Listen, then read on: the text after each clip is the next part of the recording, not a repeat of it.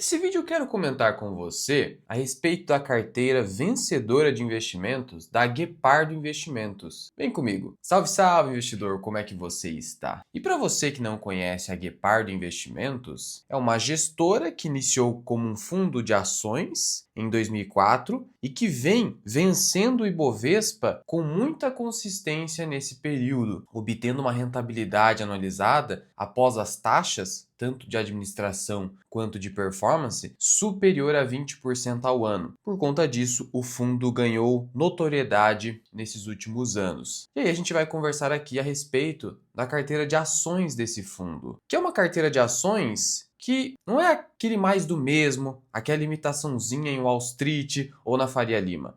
Não, tem algumas coisas diferentes aqui. Então, é esse diferencial somado a esse histórico de rentabilidade que chama a atenção. E a gente vai comentar aqui um pouquinho com você. Primeiro, segundo o levantamento feito pela Quantum, em 2024, esses foram os fundos de gestoras que mais captaram e que possuem um volume de ativos sob gestão gigantesco. E a Guepardo está aqui nesse ranking. Ela captou quase 1 bilhão em 2024. E hoje ela já deve ter superado 6 bilhões de reais, porque a performance tem sido consistente. 6 bilhões de reais, a gente está falando de uma gestora que deve lucrar ao ano entre 120 a 150 milhões de reais. E o gestor, que é o Otávio Magalhães, ele deve ganhar aí, tranquilo, uns 5 milhões por mês de lucro. Mas ninguém sabe, aqui só estou chutando. Mas para você ver a que ponto chegou essa gestora. Uma gestora independente que captou 6 bilhões de reais em um momento do mercado financeiro em que você tem muito mais resgates em fundos de ações no geral do que aportes. Então isso chama atenção. Caso você tente encontrar a carteira de ações desse fundo, que limita a 14 ações no máximo, o dado mais atualizado que você vai ter é esse aqui, que pega de Klabin até Yoshipi Maxion. Mas o gestor está autorizado a ocultar durante 90 dias a posição do fundo. E o fundo pode ter alterado de posição e realmente ele alterou. Então a gente vai se basear na última carta trimestral da gestora para entender qual é a posição atual do fundo. Pelo menos as principais, porque as menores são irrelevantes. E aí o que a gente tem? Primeiro, o fundo aqui destacou que rendeu mais de 20% ao ano, um período longo. Ele destacou que retirou o Itaú da carteira. E veja que o Itaú, segundo esse dado aqui, ele estaria aqui entre as maiores posições, mas ele saiu. E aí você vai se perguntar por que o Itaú foi vendido, Luan? O Itaú está caro? Primeiro vamos entender aqui os múltiplos. Lembrando que esse fundo ele faz um filtro qualitativo e só vai olhar para preço para aquelas melhores empresas que o fundo selecionou. Senão nem vai olhar aqui para múltiplos, para fazer fluxo de caixa descontado, isso acaba sendo irrelevante. Então, Itaú é uma boa empresa que o fundo entende como investível, mas saiu da carteira. E aí? Hoje, o índice preço-lucro do Itaú está muito próximo da sua média histórica. Mas detalhe, em momentos de euforia, como foi principalmente em 2019, esse PL supera 10 vezes lucro. Portanto, entenda, não é porque a gestora saiu da ação que ela realmente se tornou cara. Na verdade, a gente vê que o Itaú está algo muito próximo ali do seu preço justo, atualmente falando. Acontece que excelentes negócios como o Itaú você não precisa de tanta margem de segurança para segurar o papel. Mas entenda, o fundo de investimento ele vive de taxa de performance. Então ele tenta buscar vender nos melhores momentos e pegar esse recurso e tentar comprar outras oportunidades, claro, na visão do gestor. Para o investidor individual, não seria o caso de vender Itaú, seria o caso de carregar. Por quê? Porque a gente só tem que pensar em vender utilizando o senhor mercado a nosso favor quando você tem esses picos aqui em que claramente o mercado está eufórico, está maníaco. Aí nesses casos sim, quer levar minha ação por um preço muito acima do valor intrínseco? Pode levar. Mas não seria o caso, porque o banco está pagando dividendo, está com resultados consistentes, o banco vem crescendo seu lucro líquido a uma taxa até superior a esse índice preço-lucro.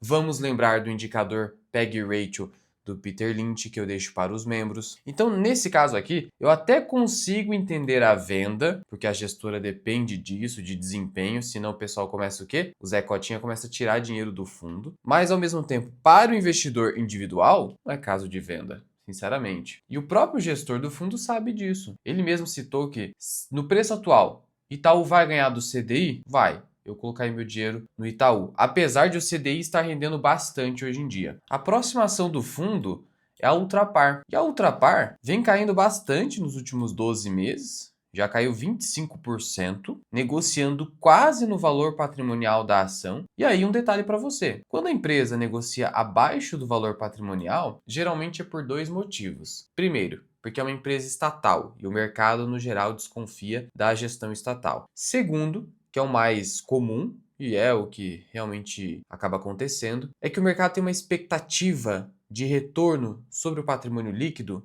baixo ou abaixo do custo de capital. Então, se eu tenho ali um retorno exigido numa empresa de 10% e essa empresa entrega um ROI de 9, ela está, na prática, destruindo o valor. De tal modo que o mercado acaba compensando isso, fazendo a ação negociar com um valor de mercado abaixo do valor de patrimônio líquido. Ainda não é o caso, mas com toda essa queda e se continuar poderia acontecer. Em termos de endividamento, a empresa está controlada, mas assim, já beirando 3 vezes, que daí já fica complicado, fica mais difícil. De fato, se a gente olha para retorno atual que a empresa vem entregando, não é grande coisa. É uma empresa de margem muito baixa, então isso aqui me incomoda. Eu sempre prefiro pegar empresas com margem líquida acima de 10%. E para o investidor individual, melhor ainda, você coloca a chance ao seu favor, porque esse tipo de empresa aqui tem uma margem tão baixa que qualquer oscilação nos custos, qualquer aumento de preços e a empresa não conseguindo repassar esse aumento de custos ao consumidor final, isso aperta ainda mais as margens. Então, é algo que você tem que tomar cuidado, você tem que avaliar muito bem a vantagem competitiva daquela empresa, o poder da marca, a capilaridade, tudo isso é muito importante. E a gente vê que a margem da empresa vem caindo desde 2023, então é um case difícil, O índice preço-lucro está abaixo da média histórica, mas note o seguinte, em 2023, quando a margem estava melhor, estava em 12 vezes lucro, então existe um desconto, mas não é uma loucura. Claro, olhando para o passado aqui de 24, 25 vezes lucro, a ação estaria de graça, mas como eu disse, esse nível de margem exige uma análise muito mais acurada pelo investidor. De tal modo que é o tipo de empresa que eu não recomendaria para você, eu vou entrar porque a Guepardo entrou. Cara, cuidado, é o tipo de empresa difícil.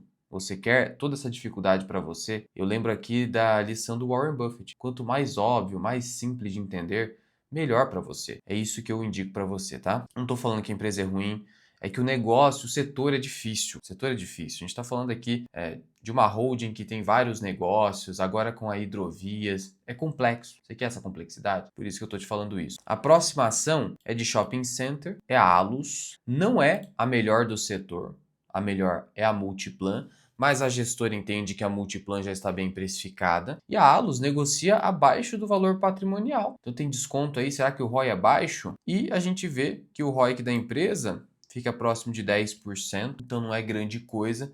Isso mostra que é uma empresa que não é a melhor, seria uma empresa de segunda linha, eu sei que é agressivo o termo, mas seria mais ou menos isso. É bem value investor aqui, no sentido de, vou comprar bem descontado, mas não é a melhor empresa, como preconizava o Benjamin Graham. Buffett provavelmente não investiria numa empresa assim, porque não é a melhor do setor. É uma empresa de alta margem, veja que a margem dela já foi até maior, então é um excelente negócio, mas que entrega um retorno baixo. É um case que se beneficia muito de queda da Selic, mas retorno baixo, apesar de uma margem alta, mas vem crescendo muito o seu lucro líquido, tem uma excelente saúde financeira, PL 13 vezes lucro, mas aqui o histórico está distorcido. Eu diria que é um bom negócio, não é o melhor de todos, está barata. Então, dentro de uma estratégia puramente Benjamin Graham, pode fazer sentido, pode fazer sentido. Luan, você tem carteira? Eu só revelo a minha carteira para os membros da comunidade FMI, em que, além de você ter acesso à minha carteira, você tem acesso à minha planilha de preço teto de ações e fundos imobiliários. Porque veja, a Guepardo saiu do Itaú. Por quê? Porque entendeu que não havia mais margem de segurança, de tal modo que você, investidor, precisa saber qual é a sua margem de segurança, que é o grande conceito trazido pelo Benjamin Graham. E essa planilha de preço teto te ajuda a ter essa noção de margem de segurança para aportes. E eu atualizo essa planilha semanalmente e, melhor, trimestralmente no que se refere aos resultados trimestrais da empresa, das empresas que estão nessa planilha. Além disso tudo, você tem acesso ao meu treinamento completo de finanças e investimentos, o Formação Mirai Investing. E também, para quem quer seguir pelo caminho da gestão passiva de portfólio, tem o método dividendo permanente. Tudo isso e muito mais por uma assinatura que cabe no seu bolso e que você pode cancelar a qualquer momento. Para conhecer mais detalhes, eu vou deixar o link aqui na descrição e no primeiro comentário fixado. Entre para a comunidade FMI. Outra posição muito importante, e isso a gente percebe pelas declarações da gestora, é a Klabin. Klabin, Ultrapar são duas posições muito importantes. E aí você poderia me perguntar, Klabin, Luan? Sim, Klabin. Eu já falei sobre Klabin, como o mercado está tendo um comportamento nesse ano bastante curto-prazista com Klabin. Primeiro, porque a Klabin reduziu o seu payout. Por que ela fez isso? Para reduzir nível de endividamento. É que a empresa fez vários investimentos que ainda não demonstraram os frutos. Só que a empresa já trouxe publicamente que em 2027 a gente vai ter um incremento de geração de caixa muito alto. E o mercado parece não ter precificado isso. O mercado só está olhando para o curto prazo, para algumas paradas programadas ali que a Klabin teve. Então, assim, queda do dólar, alguns eventos circunstanciais do ano de 2025, alta alavancagem e menores dividendos. O mercado só está precificando o hoje. Geralmente o mercado faz isso. Ele pega o que está acontecendo hoje e perpetua. Mas a gente sabe que isso não é a realidade. De tal modo que Klabin hoje pode estar oferecendo oportunidade, não é recomendação aqui, mas essa visão curto-prazista geralmente nos oferece os melhores momentos para aportes. A minha única questão com Klabin é o nível de retorno que ela vem entregando. Esse ROIC aqui está um pouco baixo, mas é algo em torno de 10 a 12%. Agora, veja, a Klabin, se ela reduzisse bastante esse endividamento, o seu ROI seria excelente, entre 15% a 20%. Então, ela hoje vai entregar esse retorno mais baixo, provavelmente até 2027, mas em havendo uma redução drástica no endividamento e a empresa não pretende mais ficar fazendo novos investimentos, você teria a empresa gerando bastante valor. Então, o acompanhamento que você tem que ter hoje com o Klabin é: qual é o nível de rentabilidade que esses investimentos e toda essa dívida que foi necessária para esses investimentos vai te trazer? É isso que o acionista de Klabin ou futuro acionista tem que analisar resultado a resultado. A outra posição da Guepardo, que eles acertaram muito bem, pegaram no começo, é a Vulcabras. A Vulcabras subiu bastante nos últimos 12 meses, 33%, afora os dividendos que vem pagando, mais ou menos uns 7% nos preços atuais, paga dividendos mensais. É uma empresa que hoje está com uma dívida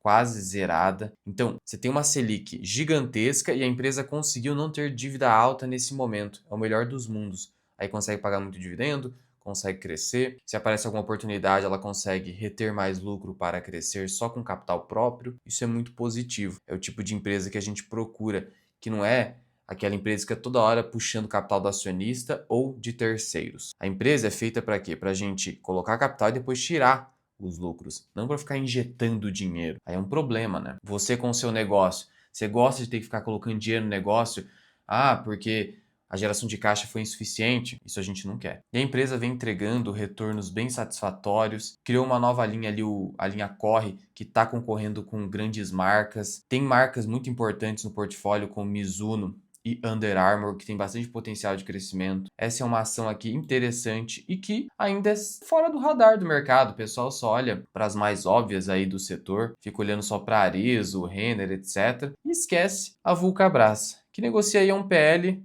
abaixo da média dos seus concorrentes. Então, apesar dessa alta, a ação não está tecnicamente cara, não é recomendação nenhuma. A próxima ação é a Fleury, também um case que a Guepardo vem comprando, montou uma posição grande. Fleury, que tem um histórico de desconfiança do mercado, não porque a gestão seria ruim, não porque a empresa é ruim, não. É um negócio excelente. Acontece que a Fleury derrapou um pouquinho na alocação de capital. Foi fazendo aquisições que não estavam rendendo muito. Porque toda vez que você faz uma aquisição, você tem que tomar muito cuidado, você, gestor, aqui falando do gestor das grandes empresas, que a hora que você pega o dinheiro do acionista ou da dívida e faz aquisições, compra outros negócios para você crescer de forma inorgânica, você está pagando um prêmio para isso. Por que você está pagando um prêmio? Porque você não tem que montar aquele negócio que está comprando do zero, que é o crescimento orgânico, que é sempre preferível. Mas, para você crescer de forma orgânica, demora mais. E aí a concorrência pode tomar aquele espaço. Então, para crescer de forma mais rápida, você paga um prêmio. E aí esse prêmio dificulta o retorno que você vai ter. Ainda mais quando você se alavanca, e a Fleury se alavancou para isso. Acontece que depois da fusão com a Hermes Pardini, começou a ter mais rentabilidade aí nesses negócios, as aquisições começaram a ficar melhores. Então isso motivou a compra de Fleury pela Guepardo. E a ação deu uma disparada aí nos últimos dias por conta do rumor de que a Redditor iria adquirir a empresa. E aí quando você faz a aquisição, você paga um prêmio. E aí o mercado já pega a ação e estica. Claro, se eu tenho que pagar um prêmio, então o mercado se antecipa, mesmo sem ter qualquer confirmação, e não teve ainda. A empresa vem crescendo bem o seu lucro nesses últimos tempos, a dívida não está descontrolada, mas olha o retorno ainda é ok, percebe? Então é isso que penalizou o papel. A margem também não é muito alta, não é um negócio com margens super elevadas, mas é um bom negócio. Falei sobre Fleury há 2 ou 3 meses atrás para os membros, eles ficaram cientes aí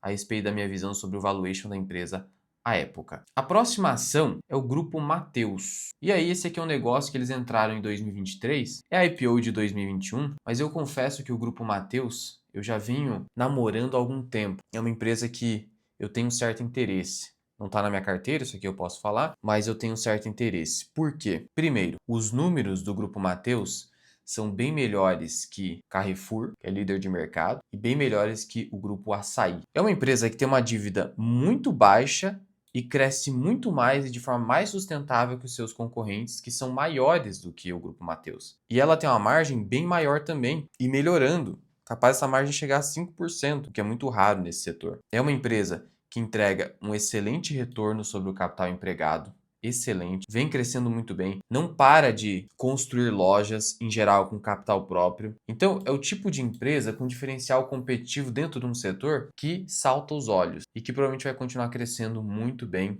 e de forma sustentável. Claro, não é um case de dividendos, é crescimento puro aqui, crescimento puro, mas parece não ter tanto desconto assim, né, negociando a 12 vezes lucro, tem que pensar bem. Mas parece que ainda existe um certo desconto em relação ao valor intrínseco, pensando nesse crescimento potencial da empresa, que deve entregar mais de 12% ao ano de crescimento. Com esse nível de rentabilidade aí nos 13 a 15, negociar a 12 vezes lucro não seria um mau negócio, mas ainda estou olhando, estou indo com calma, tem que olhar se essa margem realmente vai subir. Não precisa ficar louco com uma empresa. O mercado, vez ou outra, diante da volatilidade, vai te dar oportunidades melhores. Pode ir tranquilo. Vai lendo os relatórios financeiros, vai acompanhando a área de membros e você vai se inteirando e vai devagar. Você sabe, a gente não está num cenário de euforia que tudo vai subir loucamente e a gente perde o bonde. Não. Vai devagar que é tranquilo. E por fim, uma ação que eu não curto muito, que é a Rumo. É uma empresa muito importante para a logística ferroviária aqui no país. Super importante, mas resultados inconsistentes, difícil, outro case difícil. Ultrapar é mais fácil que a Rumo, inclusive. Hoje, está com uma dívida alta, está com retorno baixo sobre o capital empregado, está com margem líquida negativa, apresentando prejuízo. Tem essa inconsistência de resultados, quando você clica aqui no contábil, você vê. Ó, no passado teve inconsistência, aí voltou a ter inconsistência a partir de 2024. Então essa inconsistência nos lucros dificulta muito a vida do acionista, para entender se faz sentido. Perceba o seguinte: o grande poder dos investimentos está no tempo e nos juros compostos. Mas para os juros compostos te enriquecer, você precisa estar posicionado em uma empresa onde você não tem tanta instabilidade do lucro líquido. Exceto se você, por sorte ou uma grande tacada, acertar o melhor momento de compra e depois de saída. Então essa dificuldade para o investidor dificulta o acúmulo de patrimônio pelos juros compostos. Algo que não acontece com o Itaú, por exemplo. Uma empresa com consistência de resultados, onde você não precisa se preocupar muito com isso, ainda mais para você que não é investidor profissional, que não quer ficar acompanhando o mercado o tempo inteiro, que tem que cuidar da sua família, do seu trabalho, dos seus estudos. É o tipo de empresa que também é muito difícil. Então, desse ranking aqui da Guepardo, com exceção de Rumo e com exceção de Ultrapar pela dificuldade, as demais empresas valem o estudo, valem muito. São excelentes companhias e que não há tanta instabilidade de resultado. Klabin, por ser cíclica ali, beleza, mas ela tem melhorado nesse sentido, com menor dependência da celulose. Mas tá, colocando a Klabin aqui também de lado, mas uma excelente companhia. Todas as demais valem estudo. Lembrando que eles mudam a carteira aí a cada 3 anos pelo menos. Essa é a média de permanência de um ativo no fundo, mas um ativo pode voltar, como foi o caso do Itaú, que já foi e voltou algumas vezes ao longo da história da Guepardo. E Não tenho nenhum vínculo com a Guepardo, não sou patrocinado, só achei interessante trazer aqui esse tema e falar a respeito dessas ações, porque, como eu disse, é uma carteira um pouco diferentona se você olhar para outros fundos aí mais mainstream. E, de novo, conheça os benefícios da comunidade FMI aqui embaixo. Agora vamos a alguns comentários aqui do YouTube. Eu falei sobre ETFs. Eu penso mesmo sobre os REITs americanos que pagam dividendos, mas o dividendo é taxado em 30%. É complicado. Se tem algo que o investidor precisa cuidar, é da tributação, que faz muita diferença a longo prazo. Sobre esses ETFs da Buena Vista, vale a pena apenas o Coin11, no meu modo de ver, que usa opções em Bitcoin. Tenho ele, o Hash11, que é um ETF de Bitcoin e não paga dividendos. Eu acho que não vale, porque na prática você não ganha nada de diferencial. Mas enfim, beleza, espertão. Agora vai e vende a cota, não vai pagar os 15%. No final a diferença não vai ser exorbitante. Vai, no longo prazo vai, cara. Eu mostrei que 0,5% já faz diferença no longuíssimo prazo. Mas enfim, hater identificado. E aqui em cima eu vou deixar o último vídeo que eu fiz a respeito da Caixa Seguridade que caiu abaixo dos R$14. Corre lá.